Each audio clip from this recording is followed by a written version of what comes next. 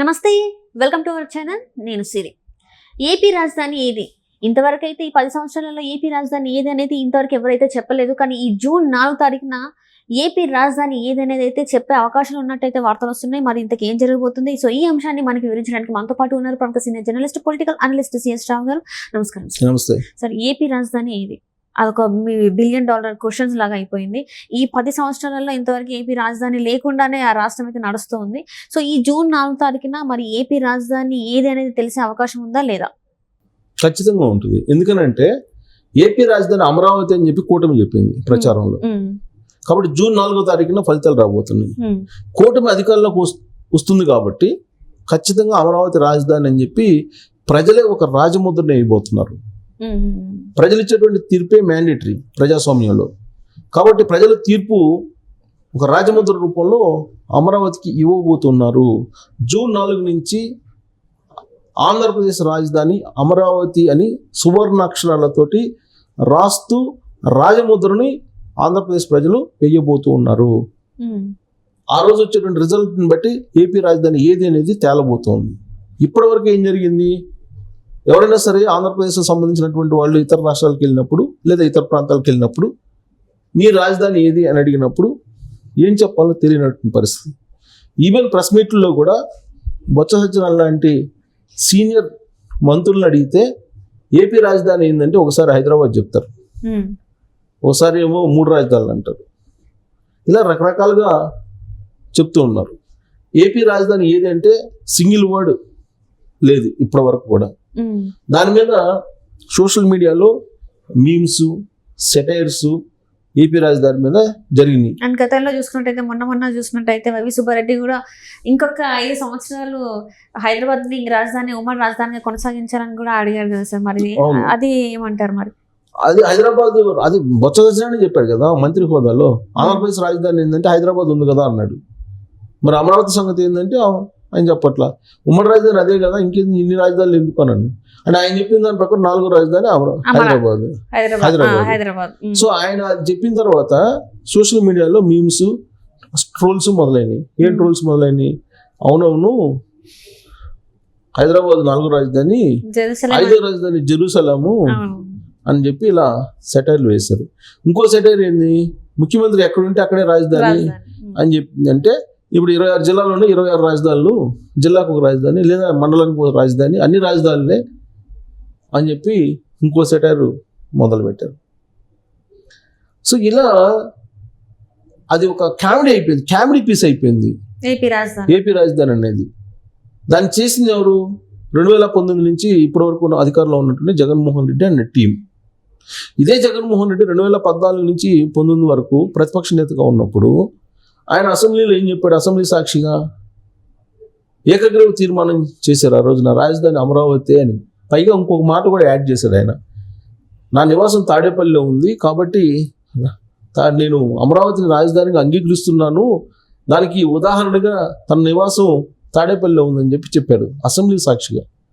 జనరల్గా అసెంబ్లీలో అబద్ధాలు చెప్పకూడదు, కానీ అసెంబ్లీ సాక్షిగా అబద్ధం చెప్పాడు జగన్మోహన్ రెడ్డి. అమరావతిలో రాజధాని ఉంటుందని చెప్పి అధికారంలోకి వచ్చిన తర్వాత ఏం చేశారు? 3 రాజధానులు అన్నాడు. 3 రాజధానులు అని చెప్పి అందరినీ తెల్లముఖం వేసేలా చేశాడు. జగన్మోహన్ రెడ్డికి ఇంత అమరావతి మీద వ్యతిరేకత ఉందా అని చెప్పి అనిపించేలా చేశారు. 2014-19 మధ్యలో నేను ఒక ఛానల్లో CEO ఉండి నేను ఒక ప్రోగ్రాం చేశాను. చేసినప్పుడు వైఎస్ఆర్ కాంగ్రెస్ పార్టీ వాళ్ళు నా మీదనే ఆ రోజున వ్యతిరేకంగా వాదించారు. నేనన్నా ఒకవేళ జగన్మోహన్ రెడ్డి అధికారంలోకి వస్తే అమరావతిని రాజధానిగా ఉంచడు అనేటువంటి అభిప్రాయం ఉంది కదా అని అంటే దాని మీద వాళ్ళు రివర్స్ అయ్యారు. మీరు జగన్మోహన్ రెడ్డికి వ్యతిరేకంగా మాట్లాడుతున్నారు, అసలు రాజధాని ఎందుకు మారుస్తాడు జగన్మోహన్ రెడ్డి? అసెంబ్లీ సాక్షిగా జగన్మోహన్ రెడ్డి ఒప్పుకున్నారు కదా అమరావతి రాజధాని అని చెప్పి, ఆన్ రికార్డ్ అసెంబ్లీలో ఉంది కదా, మీరెందుకు డైవర్ట్ చేస్తున్నారు? మీరు జగన్మోహన్ రెడ్డికి వ్యతిరేకంగా ప్రజల్ని తిప్పుతున్నారు అనేటువంటి అభిప్రాయాన్ని ఆ రోజున నా మీద వ్యక్తం చేశారు. సీన్ కట్ చేస్తే 2019 అధికారంలోకి వచ్చిన తర్వాత నేను ఆ రోజు ఏదైతే షో చేశానో ఆ షోలో వ్యక్తపరిచినటువంటి అభిప్రాయమే నిజరూపం దాల్చింది. 3 రాజధానులు అయింది. ఆయన ఏమంటాడు, అమరావతి రాజధాని ఉంది. అవును, అమరావతి రాజధాని ఉంటుంది అని అంటాడు. ఎలా ఉంటుంది అంటే ఆయన ఏమంటే శాసన రాజధాని అమరావతి, ఎగ్జిక్యూటివ్ రాజధాని వైజాగ్, న్యాయ రాజధాని కర్నూలు, ఇలా చెప్పారు ఆయన. మరి అమరావతి రాజధాని కదా అంటే అవును మూడు, అది కూడా ఉంటుంది, మూడిట్లో అదొకటి అని చెప్పి వైఎస్ఆర్ కాంగ్రెస్ పార్టీ వాళ్ళు చెబుతున్నారు. మళ్ళీ అదే మాట మీద స్టాండ్ అయి ఉన్నారా? లేరు. బొత్స సత్యనారాయణ ఏం చెప్తున్నాడు, క్యాబినెట్లో ఉండేటంటే ఆయన సీనియర్ మినిస్టరు హైదరాబాద్ రాజధాని, ఉమ్మడి రాజధాని అంటున్నాడు మళ్ళా. అంటే ఈ లెక్కన పరీక్షల్లో ఒక స్టూడెంట్ కనుక క్వశ్చన్ వస్తే ఆంధ్రప్రదేశ్ రాజధాని ఏది అని చెప్పి క్వశ్చన్ వస్తే ఏం రాయాలి? 3 రాజధాని అని రాయాలా, హైదరాబాద్ అని రాయాలా, అమరావతి అని రాయాలా? ఏది దాని సమాధానం అనేది లేదు. సమాధానం అనేది కంటి చూపు మేరలో కనపడినటువంటి పరిస్థితి. ఇలాంటి పరిస్థితుల్లో జరిగినటువంటి ఎలక్షన్స్ ఇవి 2024 ఎలక్షన్స్. క్లియర్ కట్ మ్యాండేటరీ ప్రజలు ఇవ్వబోతున్నారు. ఈ మ్యాండేటరీ రాజధానికి సంబంధించినటువంటి మ్యాండేటరీ అని చెప్పి భావించాలి మనం. ఎందుకు భావించాలి అని అంటే చంద్రబాబు నాయుడు ఎన్నికల ప్రచారంలో ప్రతి వేదిక మీద కూడా రాజధాని లేని రాష్ట్రంగా మార్చేశాడు జగన్మోహన్ రెడ్డి ఆంధ్రప్రదేశ్ని అని చెప్పి విమర్శించారు. ప్రజల్లోకి తీసుకెళ్లారు, ప్రజల్లో చర్చ పెట్టాడు ఆయన. పవన్ కళ్యాణ్ కూడా అదే చర్చ పెట్టాడు. బీజేపీ వాళ్ళు ఆల్రెడీ స్టాండ్ చేసినారు, మా అమరావతి రాజధాని, ఆంధ్రప్రదేశ్కి ఏకైక రాజధాని అని చెప్పి బీజేపీ వాళ్ళు కూడా చెప్పారు. అందుకే అన్ని ప్రాంతాలకు వెళ్ళి ఇదే చెప్పారు కాబట్టి కూటమికి సంబంధించినటువంటి లీడర్లు కూటమి అధికారంలోకి వస్తే ప్రజాస్వామ్యయుతంగా ఆంధ్రప్రదేశ్ ప్రజలు మా రాజధాని అమరావతి అని రాజముద్ర వాళ్లే వేస్తారు, వాళ్లే వేసినట్టు భావించాలి. జగన్మోహన్ రెడ్డి ఏం చేశాడు? 3 రాజధానులు అని చెప్పి ప్రచారం చేశాడు ఎన్నికల్లో.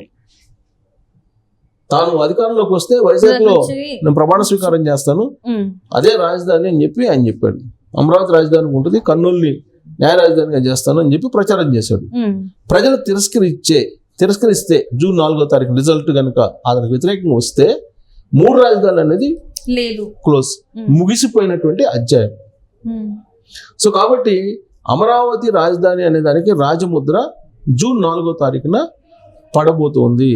ఆ రోజు వచ్చేటువంటి ఫలితాలని బేస్ చేసుకొని ఆ రాజముద్ర ఏ స్థాయిలో వేస్తారు, ఆ రాజముద్రని అనేది మనం వేచి చూడాలి. అప్పటి వరకు జూన్ 4వ తారీఖు వరకు ఆ రోజు చేసేటువంటి రాజముద్రని బేస్ చేసుకునే ఆంధ్రప్రదేశ్ రాజధాని ఏది అనేది క్లియర్ అయిపోద్ది, డిక్లేర్ అయిపోద్ది. సో ఇప్పటివరకు అమరావతి అయిపోయింది, హైదరాబాద్ అన్నారు, హైదరాబాద్ ఎక్స్టెండ్ చేయాలన్నారు. సో ఎక్స్టెండ్ చేయాలి అనే దానికి కూడా ఆల్మోస్ట్ ఫుల్ స్టాప్ పడేటువంటి అవకాశం ఉంది. మా రాజధాని మేము వెళ్ళిపోతాం, మా రాజధాని మాకు ఉంటుంది అని చెప్పి ఒక ఫీలింగ్ కలిగిస్తే అసలు హైదరాబాద్ వైపు ఆంధ్రప్రదేశ్ ప్రజలు చూసే అవకాశమే లేదు. కాబట్టి వీటన్నిటికీ కూడా జూన్ 4వ తారీఖున మనకి ఒక స్పష్టత రాబోతుంది. ఆ రోజు ఆంధ్రప్రదేశ్ వేసేటువంటి రాజముద్ర ఏదైతే ఉందో దాన్ని బేస్ చేసుకొని ఆంధ్రప్రదేశ్ రాజధాని ఏది అనేది తేలిపోతుంది. రాజధానిలా. Right sir, thank you so much sir.